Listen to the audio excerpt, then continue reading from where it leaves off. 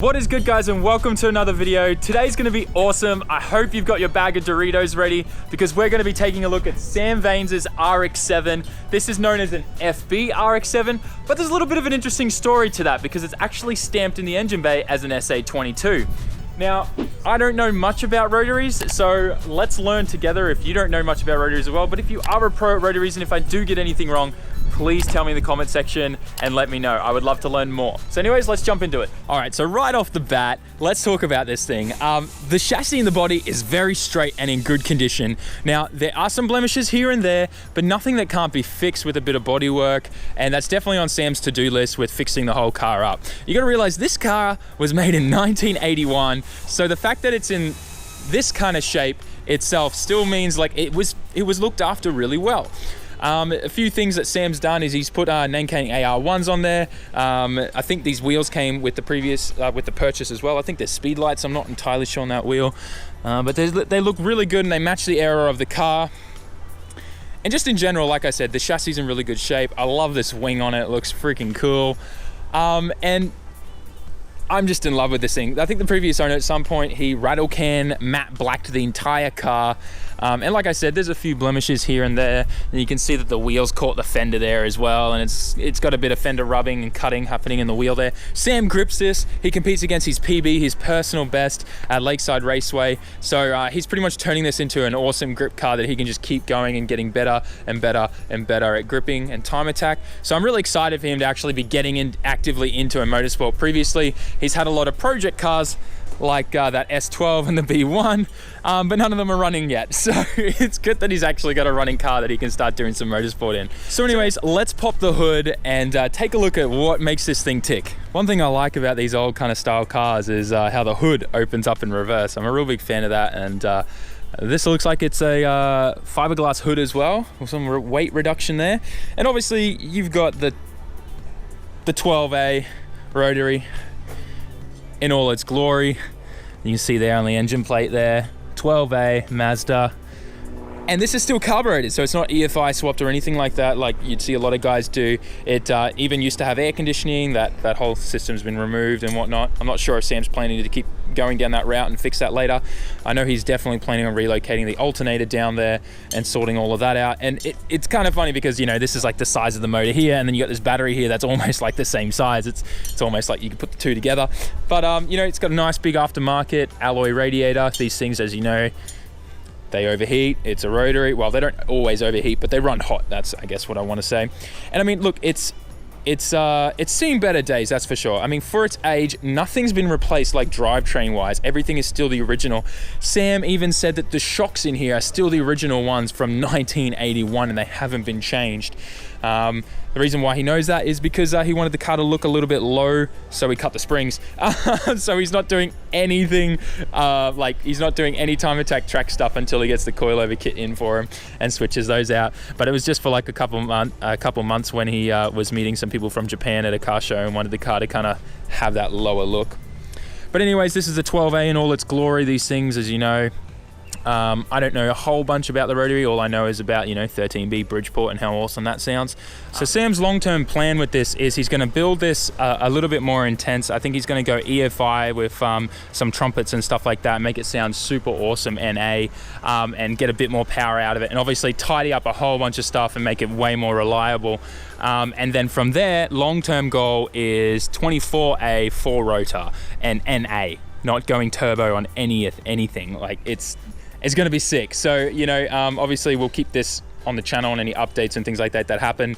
We'll make sure I keep you guys up to date on it as well. So anyways, that's the engine kind of area. There's really not much to talk about here because it's still factory. It cracks me up that it's still like the same as it was from 1981. The only thing is Sam's ripped off a whole bunch of EPA stuff so he can rev it out really high and spit flames and all that kind of good stuff with it. Rotary enthusiasts love. Let's move to the interior. Sam's obviously stripped out the rear seats and anything in the back there for weight reduction because, as I said, he time attacks this. The seats have this kind of retro brown and red racing stripe kind of feel to it. And Semi's put in this wood grain Nadi Gara. This is a wheel that I actually got him in Japan. I hunted on Yahoo Auctions for this, and it is probably one of the best condition ones that I have ever found. So I was really happy to find that for him at a really good price and ship it to him, and he threw it on this right away. So that looks really awesome. The car itself has this nostalgic feel to it, like the dash is in really good condition, everything looks great. And I mean, look, this head unit is definitely from this era, so that's not really nostalgic, and there's a few little like janky things like this and things like that, but this was all done by the previous owner, and Sam's gonna kind of clean everything all up and make it more era specific. So it'll be interesting to definitely see where he goes with this. I know I was showing him some retro old Bride seats that we found in Up Garage that you guys would have seen in previous videos, but unfortunately someone else snapped them up before we could get them for him. So anyways, that's pretty much the gist of the car.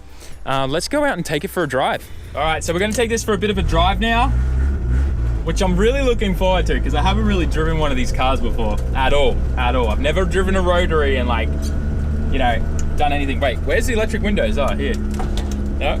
That's that side apparently. Does the driver's side one go down?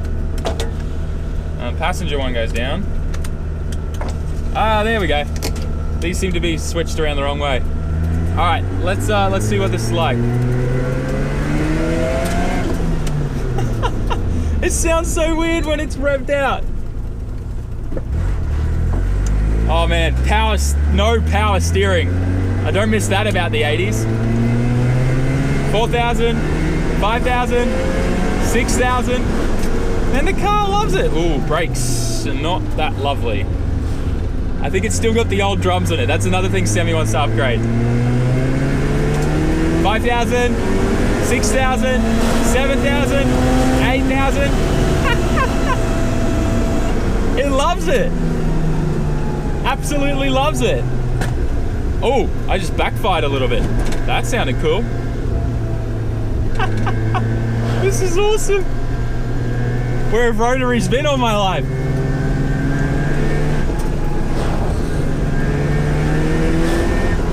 It just sounds like a little remote control car or something. This is sick. I just did all of that in a second. Man, this thing's gonna be ridiculous when he tunes it up and gets EFI on it. This is cool. Yeah, definitely the power steering. No power steering sucks on this. That's like probably my only thing I don't like. One of Sam's like next mods that he's going to be doing to this car is once he tidies up some things in the engine bay, he's ordered a whole bunch of titanium tubing and stuff to make his own titanium headers and like full custom exhaust.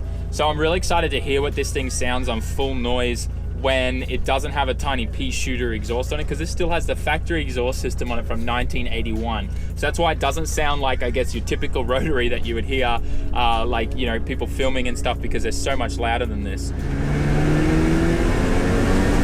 Woo! It just loves it. Man, why have I not driven a Rotary yet? Like, this is ridiculous. I can't get over, because like, you know, in like my Skyline or any other car I've driven, when you're in the high RPMs, you know, you can feel that the car's like struggling, you know, when you're getting up to like 7,000 RPM. But this thing just stays the same all the way through the rev range. It's so cool. Man, this might be giving me the Rotary bug. We might be in trouble here, boys. Man, I can't wait till he's got the exhaust done on this. It's gonna be so cool. All right, so we're stopped now. Okay, so yes, this car isn't like made in the 2000s, and it doesn't have power steering, and it doesn't have like disc brakes and all those kind of gadgets and things like that people love and like to talk about and add to their car when they're doing things like grip and mountain running and stuff like that. But can you still have fun in it without those things? Hell yes, you can. This car is so cool. Like, just driving this around, I was like, man, what have I been missing my entire life? This actually does feel like a fun car to learn how to drive and grip. And I understand why Sam's so obsessed with it now. One thing I do have to say though is me and Sam, we were going through a spirited drive the other night through the mountains, and you know, we behaved ourselves, of course, like all car enthusiasts do.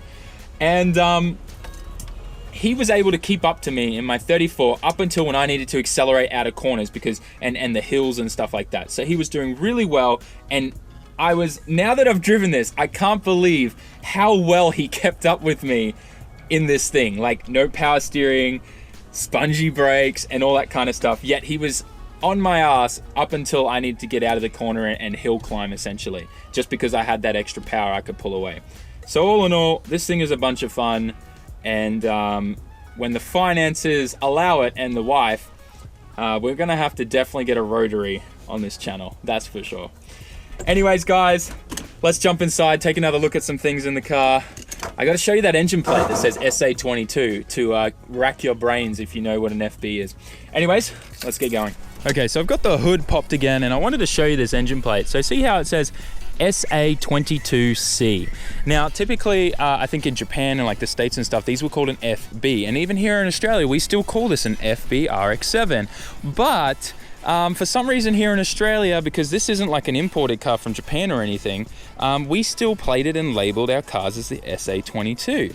So it's a little bit confusing, and I don't fully understand the reasoning why they did that here in Australia. But if you were wondering, technically it's an SA22, even though it's an FB. I know, it's a bit confusing. I don't really get it myself, but I'm sure some of you guys out there that are rotary awesome people will know all the information about this and will tell me in the comment section. Please do.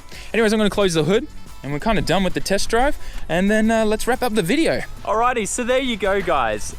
That is Sam's FB SA22 RX7, whatever you want to call it. And I have to say, I completely understand why he's fallen in love with it. And it's hard for me to say this, but I think I've kind of fallen in love with it too. It's weird because I cannot believe that I still enjoy driving that, and have, like, just in the little drive that I had, I enjoyed it so much that I thought to myself, I need to get one of these. Like, maybe not an FB or an SA22, but maybe like an FC. I've definitely always been a fan of the FC chassis over like the FD and the FB and all those other ones, and like the RX8 chassis, the Genesis, like bleh. But anyways, I do want an FC sometime in the future. This has definitely like encouraged me to really try and push to get one and keep it rotary.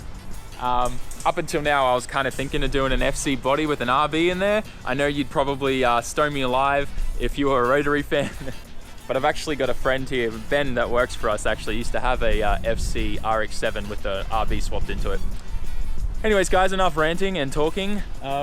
Yeah. I guess I've got the rotary bug. I need a bag of Doritos.